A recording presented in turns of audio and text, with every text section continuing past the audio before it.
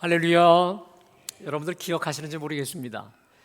지난번에 코로나가 한창 유행할 때 제가 주일마다 예수님의 비유를 연속적으로 강의한 적이 있었습니다. 한 1년 6개월. 여러분 기억나세요? 하도 오래돼서 기억이 안 나실 거예요. 근데 그렇게 제가 했어요. 자, 그때 오늘 본문의 이 큰 잔치, 오늘 본문은 한번 따라 하실까요? 큰 잔치 비유. 오늘 본문이 큰 잔치 비유인데 오늘 말씀하고 아주 유사한 그 비유가 있습니다. 그게 바로 마태복음 22장에 혼인잔치 비유가 있습니다. 자, 그런데 제가 그때 이 마태복음 22장 본문으로 혼인잔치 비유를 말씀한 적이 있었는데, 근데 이 두 내용이 겉으로 보면 비슷해 보이지만 묵상하면 전혀 다른 내용의 비유임을 우리가 알 수 있겠는데, 자, 오늘 예수님 비유의 내용이 이렇습니다.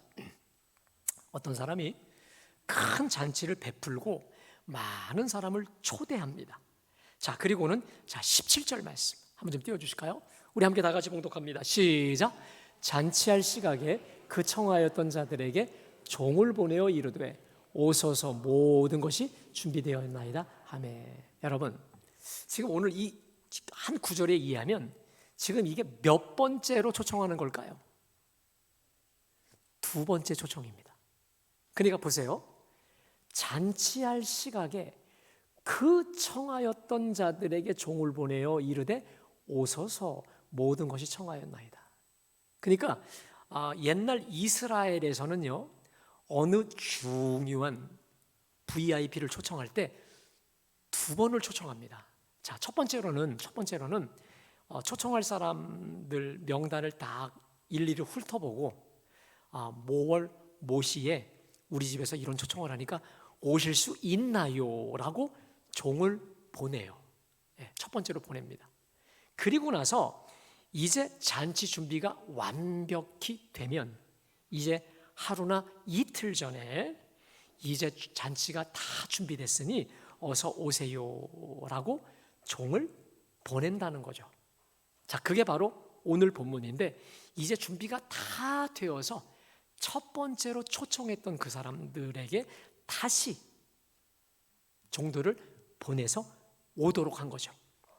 이 잔치 자리를 빛내줄 최고의 얼굴들이 바로 손님들이니까. 자, 근데 여러분, 오늘 비유에서 반전이 이루어집니다. 반전. 여러분, 예수님 비유에는 언제나 반전이 있습니다. 그러니까 우리는 이럴 거다 생각했는데 저럴 거다, 이렇게 갈 줄 알았는데 저렇게 가는 전혀 다른 이 서프라이즈, 반전이 생기거든요. 자, 근데 두 가지 차원에서 예상치 못한 반전이 일어납니다. 자, 첫 번째 반전이 뭐냐? 18절에 보니까 다 일치하게 사양하여 라고 합니다. 그러니까요, 첫 번째 초청 때 꼭 가겠습니다 라고 초청에 응한 사람들이 일제히 초청을 거절해 버린 겁니다. 자, 근데 놀라운 사실은 세 사람이 마치 짠 것처럼 똑같이 거절해 버렸다는 거죠. 물론 처음에 가기로 약속을 했어도 응급 상황이 생기면 못 갈 수 있지요. 그런데 그러려면 상대방이 충분히 납득할 만한 사유가 있으면 문제가 되지 않아요. 그런데 그래도요, 사회 지도층 인사가 큰 잔치를 열고 역시 자기와 거의 동급이거나 그 이상의 사람들을 초청했는데 두 번이나 보내었는데 타당할 만한 사유가 없이 거절한다? 그것도 각본이라도 짰듯이 함께 그런다? 그때 이 잔치를 초청한 주인의 이 체면, 처지가 말할 수 없이 그의 명예와 위선이 땅에 떨어지게 된다는 것입니다. 자, 그러면 이 세 사람이 모두가 똑같이 거절을 했는데 그 사유가 무엇이었을까? 그리고 그 근본 원인은 무엇이었을까? 자, 첫 번째 사람은 어떤 사람이냐? 제가 밭을 샀는데 아무래도 밭을 보러 가야 되기 때문에 갈 수가 없습니다 라는 거예요. 자, 근데 여러분, 이게 정당한 사유 같지만 정당한 사유가 아닌 것은, 자, 이미 밭을 샀는데 그걸 보러 간다? 이게 모순인 것은, 아니, 그 밭이 한두 푼이 아니라 꽤 비싼 밭일 텐데 미리 철저히 돌아보지도 않고 샀을 리가 만무한데, 밭을 사기 이전에 이미 모든 것을 철저히 살필 텐데, 아니 약속을 앞두고 살피러 간다? 이거는요 누구도 이해할 수 없는 핑계에 불과한 것이었습니다. 자, 두 번째 사람은 소 5겨리를 샀으니 시험해 봐야 된다는 거예요. 5겨리면 몇 마리인 줄 아십니까? 10마리입니다. 이 겨리가 짝이기 때문에 10마리를 샀어요. 이거 시험해 봐야 된다는 거예요. 이게 무슨 말이냐? 농사를 지으려고 한 마리도 아니고 10마리를 샀는데, 여러분, 세상에 그 어떤 농부가 이 소를 사면서 그 소가 얼마나 힘이 센지, 흠이 없는지, 말을 잘 듣는지 누가 테스트를 안 해보고 사겠어요? 그런데 샀는데 테스트하러 간다. 이거 역시 모순인 것이죠. 예. 누가 소를 산 다음에 테스트합니까? 사기 전에 하는 거죠. 이것도 역시 핑계에 불과합니다. 자, 세 번째 사람은요, 이 두 사람하고는 좀 달라요. 장가 들었으니 못 가겠다. 결혼해서 내가 아내를 기쁘게 해야 되겠다. 나는 지금 신혼 중이라는 거예요. 여러분, 이게 일리가 있는 것은요, 이 모세 율법에는 남자가 결혼하면 1년 동안 전쟁이 나도 전쟁터에 보내지 않습니다. 절대로 군 복무에 보내지 않고 한 해 동안 오직 자기의 아내만 즐겁게 기쁘게 해주라. 이게 율법의 명령이었거든요. 근데 이 사람의 이 말도 변명에 불과한 것은 첫 번째 초대받았을 때 큰 잔치가 있다는 사실을 분명히 알았잖아요. 그러면 그때에 결혼에 대해서 어떠한 이론 방구도 말하지 않고 있다가 갈 날이 이제 하루 이틀 다가오니까 이것 못 간다. 이것도 역시 핑계로 밖에 드릴 수밖에 없는 거죠. 아니나 다를까 종이 돌아와서 주인에게 모든 사실을 보고합니다. 자, 주인의 반응, 이해도 용납도 아니라 분노, 대노했습니다. 온갖 수치심과 그리고 굴욕감이 극에 달았던 거죠. 화가 치밀어 올랐는데 이 사람이 특단의 조치를 취합니다. 자, 이게 바로 오늘 비유의 두 번째 서프라이즈, 반전이었습니다. 이 주인이 그 초청된 사람들이 왔다고 해서 설마 차마 이런 자들을 부를 거라고 생각 안 했던 거예요. 자, 그게 누구냐? 자, 우리 21절 말씀 함께 다 같이 봉독합니다. 시작.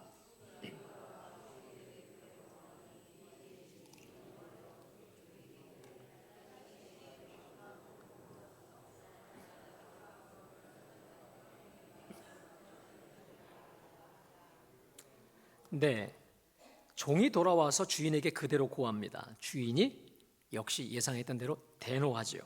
그리고 종에게 말합니다. 빨리 시내의 거리와 골목으로 나가서. 여러분, 시내의 거리와 골목이라고 하는 거 보니까 성한 사람의 사람들인데, 근데 어떤 사람들이냐? 가난한 자들, 몸 불편한 자들, 맹인들, 저는 자들, 소위 가난하고 장애가 있는 사람, 한결같이 그 당시에 사람 대접 받지 못했고 사회로부터 왕따 받았던 사람들, 그래서 구걸해야만 간신히 생계를 유지할 수 있는 사람들을 초청합니다. 다 불러 모았어요. 근데 보니까 이 주인이 얼마나 큰 대부호인지 아직도 자리가 너무 많이 남은 거예요. 자, 그러자 이 종이 말합니다. 주인이요, 명하신 대로 했지만 아직도 자리가 있나이다. 자, 그러자 주인이 다급하게 명령합니다. 자, 23절 다 같이 봉독합니다. 시작. 산울타리가로 나가서 사람을 강권하여 달아다가 내 집을 채우라. 예, 아주 강력히 명령을 하죠. 길과 산울타리가로 나가서. 여러분, 저게 중요합니다. 이 길과 산울타리라는 말은 뭐냐면 성 밖에. 예. 그 다음에 저 산 울타리에는 누가 살고 있느냐? 노숙인들, 나그네들, 거린들이 숨어 사는 지역이 바로 저 산 울타리가였거든요. 그러니까 성 안에 있는 사람들로 차지 않으니까 이제는 아예 성 밖으로 나가서 닥치는 대로 최하층의 불황민까지도 다 강제로 끌고 오라는 거예요. 자, 그러면서 예수님이 오늘 이 비유의 결론을 이렇게 맺으시죠. 우리 24절 봉독할까요? 자, 시작. 내가 너희에게 이르노니 전에 청하였던 사람들은 하나도 내 잔치를 맛보지 못하리라 하였다 하시니라. 비유의 결론이 전에 청하였던 사람들은 아무도 내 잔치를 맛보지 못하리라. 자, 그럼 여러분, 도대체 맨 처음에 청하였던 사람들은 아까 그 세 사람이었죠. 그러면 그 사람들로 비유되는 사람들이 누구고, 그러면 예상 밖의 이 반전을 통해 초청받아 잔치 안에 들어온 성 밖의 그 사람들은 누굴까? 오늘 예수님께서 이 비유를 통해 주시고자 하는 메시지가 무엇일까요? 자, 이를 여러분에게 말씀드리기 전에 오늘 비유에 등장하는 인물들을 제가 해석해 드립니다. 좀 띄워주세요. 먼저 큰 잔치를 배설한 주인이 누굴까요? 하나님 아버지죠. 큰 잔치는 하나님 나라예요. 초청하러 보낸 종은 예수 그리스도죠. 처음에 초대된 자들은 바리새인과 율법사 같은 유대 종교 지도자, 소위 기득권자들이었습니다. 나중에 초대된 성 안의 천민들, 세리나 창기 같은 유대 죄인들이었습니다. 나중에 강권적으로 초대된 성 밖의 사람들은 이방인이었다라고 하는 것이죠. 그러니까 여러분, 내려주세요. 오늘 이 누가의 이 큰 잔치 비유는요, 한번 따라 하실까요? 하나님의 구속사, 하나님의 구속사를 아주 리얼하게 펼쳐 보여주시고 있는 아주 대단히 소중한 비유였다는 것입니다. 우리 예수님의 하나님 나라 복음이 어떻게 복음을 배척한 유대인의 경계를 뛰어넘어 전 세계의 이방인을 향해 퍼져나가게 되었는가를 말씀하시고 있는 거예요.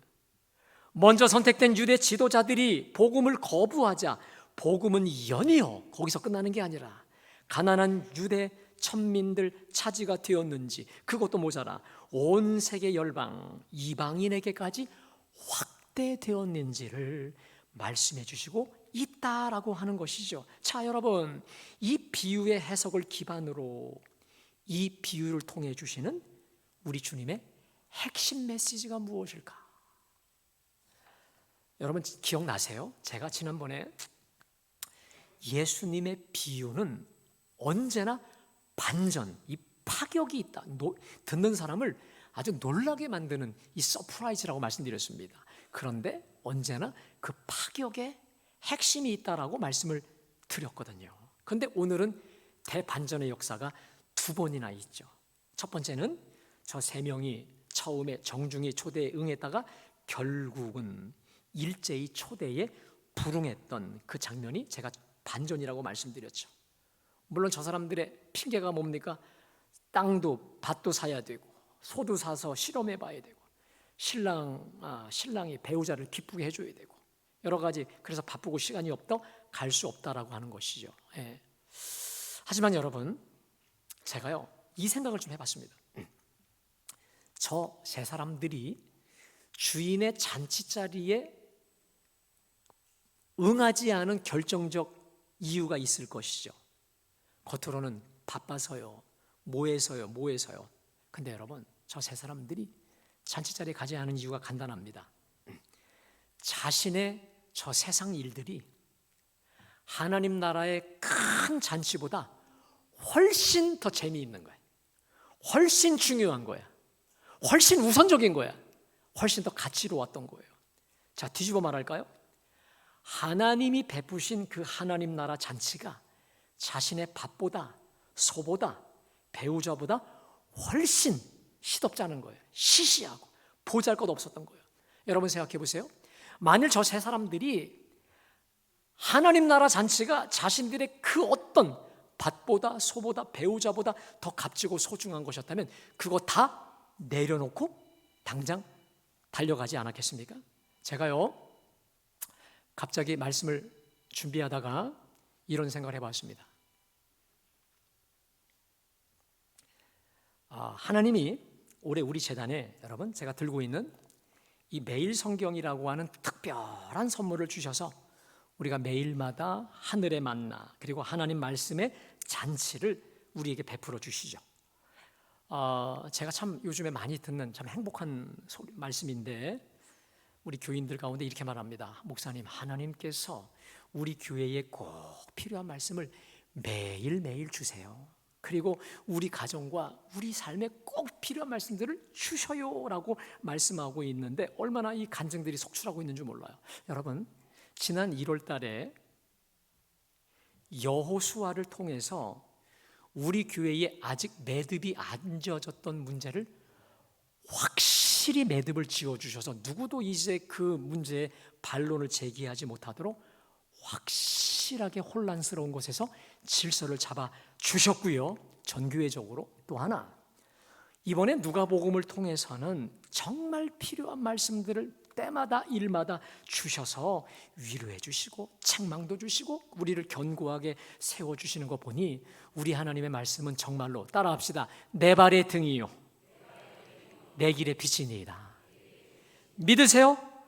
점점 더 풍성한 은혜와 간증이 차고 넘치게 하실 줄로 믿습니다. 그리고 우리 교우들의 동참이 더 풍성하게 될 거라고 믿습니다. 근데 여러분, 불편한 진실 하나 말씀드릴게요. 오늘 2부 예배 참여하신 여러분들이요, 이거 다 아십니까? 아멘? 안 하시는 분 계시죠? 예, 뜨끔하실 겁니다. 제가 준비하다가 안 하시는 분들에 대한 생각이 났어요. 제가 이런 마음이 오더라고요. 자, 여러분, 제가 여러분들의 마음을 공감해 드리겠습니다. 목사님, 저도 마음으로는요 매일매일 하고 싶어요. 하나님 말씀의 잔치를 사모해요. 근데 마음은 원이로되 육신이 약해서 못합니다. 예, 바빠요. 시간이 없어요. 여건이 허락하지 못해요. 마음은 원이로되 육신이 약해요. 여러분, 공감하시는 분들이 있을 거예요. 네, 여러분, 제가 이해합니다. 알겠어요. 자, 그런데 제가 좀 불편한 진실을 하나 말씀드릴게요. 여러분들이 왜 매일 이 말씀의 잔치에 참여하지 못하는 줄 아세요? 제가 오늘 말씀의 근거에서 제가 결정적인 결론부터 말씀드릴게요. 여러분의 세상 일들이 하나님 나라의 잔치보다 훨씬 더 재미있고 중요하고 가치롭게 여기기 때문이에요. 우리 하나님께서 매일마다 풍성한 말씀을 차려놓고 저와 여러분들을 기다리고 계시지만 그 잔치에 참여하지 못하는 결정적인 이유, 하나님의 말씀이 여러분의 세상 일보다, 잠보다, 핸드폰보다, 우리 하루에 핸드폰 얼마나 많이 합니까? 하나님의 말씀이 여러분의 핸드폰과 여러분의 세상 일보다 훨씬 가치가 덜하고 중요하지 않고 시시하기 때문에 그런 거예요. 쉽게 말하면 우선순위의 문제고 가치의 문제고 더 나아가 로드십, 우리 하나님의 주권에 대한 문제입니다. 그래서 제가 안 하셨던 분들을 제가 위로와 더불어 창조적 제안을 드리려고 합니다. 2주도 아니고 1주간만 저를 믿고 실험해 보세요. 자, 이렇게 기도하면서 저를 따라 합시다. 주님이 제 인생의 주인이십니다. 주님보다 제 인생에서 더 소중하고 가치로운 것은 없습니다. 주님이 가장 소중하시니,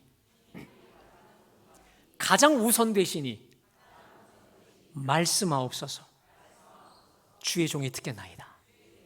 이렇게 기도하면서 여러분, 실험이에요, 실험.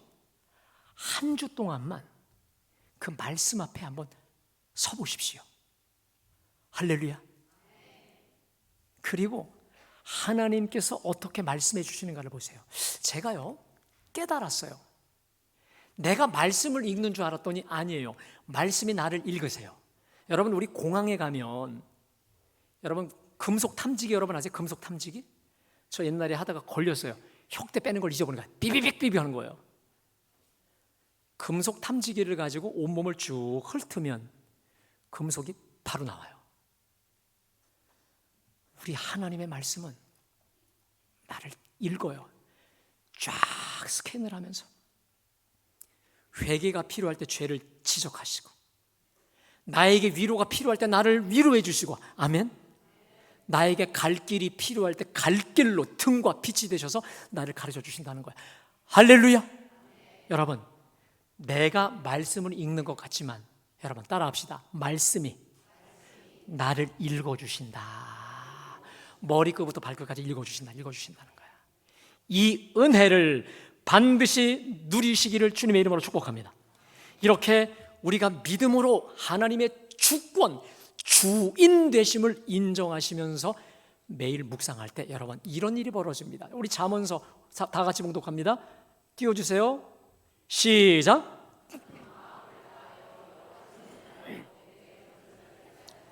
너는 범사에 그를 인정하라. 그리하면 내 길을 따라합시다. 너는 범사에 그를 인정하라. 그리하면 내 길을 지도하시리라. 하나님을 하나님으로 인정하고 주여 말씀하옵소서 말씀 앞에 여러분들을 맡길 때 주님이 반드시 여러분의 길을 지도해 주실 줄로 믿습니다. 자, 그리고 여러분 두 번째 반전, 제가 말씀드렸죠. 전혀 뜻밖의 사람들이 초대됐다고요. 가난한 자, 몸 불편한 자, 맹인, 저는 자들, 길과 산울타리에서 초대된 자들, 여러분 이 사람들은요 억세게 재수 좋은 사람들이죠. 네. 정말로 기대조차 않은 저 뜻밖의 잔치 초대 앞에 여러분 생각해 보세요. 그 잔치 자리에는 참여할 수 없는 자격의 사람들인데 이들이 참여했어요. 여러분 그들이 그 잔치 자리에 참여해서 얼굴 인상 바락바락 쓰고 있었을까요? 그들은 그 신분에 참여할 수 없는 불황자들, 나그네들, 이방인들이었어요. 근데 그들이 도저히 참여할 수 없는 그 축복의 자리에 참여했다면, 만약에 제가 거기 갔다, 한 그릇 먹지 않아요. 두 그릇, 세 그릇, 10그릇 배 터지게 먹었을 거예요. 그리고 감사와 감격이 계속 넘치지 않았겠습니까? 자, 결국 오늘 이 비유에서 주시고자 하는 핵심 메시지가 있습니다. 오늘 처음부터 초대되지 못한 성 안, 그리고 성 밖의 그 사람들이 바로 누구다? 저를 따라합시다. 나다. 누구라고요? 원래 초대되지 못했지만 나중에 은혜로 초대된 그 사람들이 바로 누구다? 나다라고 하는 거예요. 여러분, 원래 하나님 나라에 제일 먼저 초대된 자들이 누굽니까? 저 바리새인과 서기관과 같은 유대 지도자들이었어요. 하지만 그러나 온갖 핑계를 대고 예수님의 하나님 나라 복음을 완강히 부인했죠. 근데 거기서 끝나는 게 아니라 하나님 나라 문은 그러자 가난하고 억압받는 자에게로 옮겨서 우리에게까지 왔잖아요. 여러분, 한번 우리 솔직하게 한번 보세요. 우리는 유대인들이 보면 이방인들, 초대되지 못한 자들, 죄와 허물로 죽었도다. 우리는 죄와 허물로 죽었고 하나님과 원수되었던 자들이었습니다. 그런데 이토록 보배로운 하나님 나라 천국이 우리께 되었습니다. 그게 우리가 무슨 자격이 있어서? 남들보다 선택받을 만한 뭐가 있어서? 아닙니다. 하나님이 세상을 이처럼 사랑하사 독생자를 주셨으니, 할렐루야. 그 독생자 예수님의 십자가 보혈과 그 공로와 은혜로 우리가 존귀한 하나님의 자녀가 되어 하나님을 아버지라 부르고 오늘 이렇게 예배케 하신 거 아닙니까? 믿으세요? 오늘 우리 찬양대 찬양처럼 죄에서 자유를 얻게 함은 예수 그리스도의 십자가 보혈 덕분에, 여러분, 전적인 하나님의 은혜 덕분인 줄로 믿습니다. 제가요 오늘 이 말씀을 묵상하다가 어떤 본문이 떠올랐는 줄 아세요? 마태복음 20장에 품꾼의 비유가 떠올랐습니다. 여러분 한번 들어보세요. 어느 주인이 일꾼을 고용합니다. 자, 보통 일꾼들이 일하는 시간이 오전 6시부터 저녁 6시까지니까 12시간이고 하루 품삯이 1데나리온 10만 원을 줍니다. 자, 이렇게 한 데나리온을 주기로 약속을 하고 이 주인이 노동자를 고용하는데 총 5차례 고용해요. 자, 첫 번째 시작 시간이 몇 시요? 몇 시? 6시에 한 번. 그 다음에 또 이번에 오전 9시에 또 한 명. 또 12시에 한 명. 그 다음에 3시에 한 명. 그 다음에 오후 5시에 또 한 명을 고용해요. 자, 그리고 몇 시에 끝난다고요? 6시에 끝난다라고 하는 거죠. 그러니까 1시간 전까지 고용을 한 것이요. 자, 6시가 땡 쳤습니다. 자, 품삯을 주는데 이번에는 거꾸로 누구부터 주냐? 오후 5시에 왔던 사람에게 품삯을 주는데 여러분 얼마를 줬을까요? 쉽게 말하면 원래 1데나리온이 우리나라로 10만 원이에요. 이 사람은 얼마 받을 거 생각했을까요? 10만 원 받을 거 생각했을까요? 그러면 양심에 털난 사람이죠. 그런데 주인이 얼마를 주는 거예요? 1데나리온 10만 원을 주는 거예요. 그러니까 이런 거죠. 모션을 생각해 보세요. 1시간 일했으니 뭐 2만 원 줄래나 3만 원 줄래나 이렇게 기대 안 했는데 갑자기 그래 너 수고했다 1데나리온 10만 원을 딱 주세요. 한 손으로 받으려고 어떻게? 두 손으로 받고 고개를 숙이고 무릎을 확 꿇으면서 엎드렸겠죠. 어떻게 저에게 이렇게 온 손발을 떨면서 받았겠죠. 정말 기쁨으로 받아서 갔을 겁니다. 자, 그리고 이제 거꾸로 3시 받았던 사람은 얼마? 1데나리온. 12시도 1데나리온. 뭐 거기까지는. 그 다음에 오전 9시도 얼마? 1데나리온. 자, 그런데 점점 오전 6시 제일 문 열었을 때 초청된 사람이 생각한 겁니다. 야, 땡치기 1시간 전에 초대받은 사람이 1데나리온 10만 원이면 자기는 얼마 받겠다? 한 50만 원을 받겠다. 꿈도 야무지지만 근데 얼마를 줬어요? 1데나리온 10만 원을 준 거예요. 그러니까 두 손으로 받으려고 하다가 어떻게 받았을까요? 뭐야 이거? 아니 1시간 일한 저 인간도 10만 원, 나도 10만 원? 누구 장난합니까? 이렇게 했겠죠. 자, 그러자 주인에게 따지자 주인이 말합니다. 내가 원래 너하고 얼마를 약속했다? 10만 원, 한 데나리온을 약속하지 않았느냐? 네 것이나 가지고 가. 나중 온 사람에게 주는 건 내 마음이니 네 것이나 가지고 가. 그러면서 이렇게 말씀하시죠. 그런즉 먼저 된 자가 나중 되고 나중 된 자가 먼저 될 것이라 라는 것이죠. 여러분, 이 12시간 뼈 빠지게 일한 사람 10만 원 감사하게 받아갔을까요? 열 받으며 갈까요? 열 엄청 받고 침팩 받고 그냥 갔겠죠. 자, 그리고 이 사람은 거기서 이제 끝이죠. 주인이 이 사람 쓸까요? 안 쓸까요? 누굴 쓸까요? 1시간 일했는데 어마어마하게 감사와 감격과 찬송 속에 무릎 꿇어 엎드렸던 그 사람을 다시 부를까 안 부를까?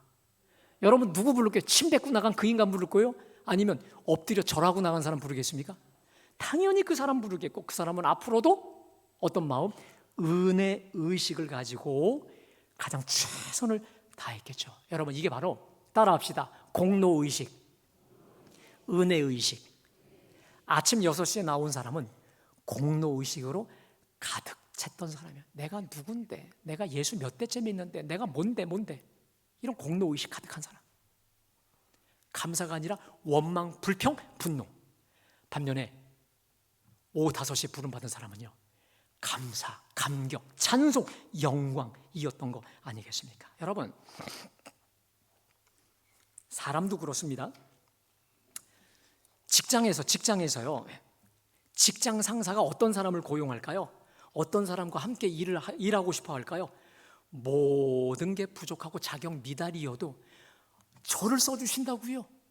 저 같은 사람을 이렇게 붙여주셔서 써주신다고요. 여러분 요즘은요 들어보세요. 직장에서 패러다임이 바뀌었습니다. 옛날에는 능력 지상주의였습니다. 그런데 이 능력 많은 것들이 늘 가서 문제를 일으키니까 이제는요 능력이 아니라 인성이에요. 인성. 사람이 되라 이 말이에요. 그래서 능력보다 인성인 것인데 여러분 저를 붙여주셔서 저를 써주셔서 어쩔 줄을 몰라 하는 여러분 그 사람들 쉽게 말해 공로의식이 아니라 은혜 의식으로 가득 차 있는 사람을 사용하지 않겠습니까? 여러분, 제가요 아까 이 품꾼 비유를 얘기하면서 따라합시다. 오후 5시에 고용된 일꾼. 이게 누군가 생각해 봤더니 저고 여러분들입니다. 이 품꾼 비유도 마찬가지거든요. 구속사적인 그걸 말씀하는 거거든요. 근데요, 여러분, 구속사적으로 볼 때 이게 맞는 게 뭐냐면 2000년의 기독교 역사 속에서 여러분, 올해가요 기독교 140주년, 우리나라에 아펜젤라 언더우드 선교사가 들어온 게 140주년 행사입니다. 그래서 그 행사를 많이 하고 있는데, 쉽게 말해 2000년을 기준으로 하면요, 쉽게 말해 맨 끝이에요. 쉽게 말해서 오후 5시에 부름받은 사람, 쉽게 말해 막차 타고 거기 가는 사람하고 똑같은 사람들이 바로 저와 여러분들이라는 거예요. 사랑하는 여러분, 오늘 예배하는 저와 여러분들은 오후 5시에 차가 떠나기 바로 직전에 가장 마지막 막차를 타고 구원의 반열에 들어선 자들이 바로 저와 여러분들인 줄로 믿습니다. 부족하고 아무런 자격이 없는 우리를, 밖에서 놀고 있는 죄와 허물과 죽음 가운데 있었던 우리를 5시 막차에 태워서 우리를 구원의 반열에 서게 하신 우리 주님 아니겠습니까? 여러분, 은혜의 반대가 뭘까요? 은혜의 반대말이 뭘까요? 비은혜, 안은혜? 아닙니다. 당연함입니다. 당연함. 세상에도 공짜가 없다고 하듯이, 여러분, 세상에 공짜가 없듯이 절대로 당연하게 되는 거 없습니다. 우리 예수님께서 당신의 피와 물과 모든 것을 다 쏟아 우리를 구원해 주셨기 때문에 우리가 구원받고 죄사함 받고 하나님의 자녀가 된 줄로 믿습니다. 여러분, 1950년대까지만 해도요, 영국 런던에는 주일이면 사람들이 푹 빠져 복잡했다고 합니다. 엄청 많았다고 합니다. 자, 그런데 지금은 어떤 상황이냐면, 여러분 아시죠? 특별히 서구 구라파 교회를 1년에 3번, 죽을 때까지 3번 나온다는 거예요. 태어날 때 한 번, 결혼할 때 한 번, 장례식 때 한 번이라는 거예요. 자, 왜 이렇게 되었을까? 실제로 여러분, 영국이나 구라파에 있는 모든 예배당들은 박물관이 되었습니다. 그게 무슨 말이냐면, 예배 드릴 때 관광객들이 들어서는 박물관 교회가 되어버렸습니다. 자, 이것을 원인을 밝히고자 영국을 비롯한 영국의 신학자, 사회학자, 철학자, 신학자들이 모여서 토의를 했습니다. 그때 가장 가슴에 남는 말을 남긴 노 신학자의 말이 있습니다. 들어보세요.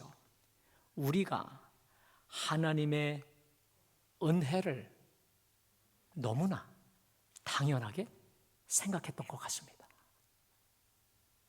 하나님의 은혜를 당연하게 여기고 산 그 결과, 교만, 감사, 없음, 원망, 불평, 그것이 지금의 영국 사회를 만들었다라고 하는 것이죠. 여러분, 오늘 누가복음 비유와 품꾼 비유의 결론은 간단합니다.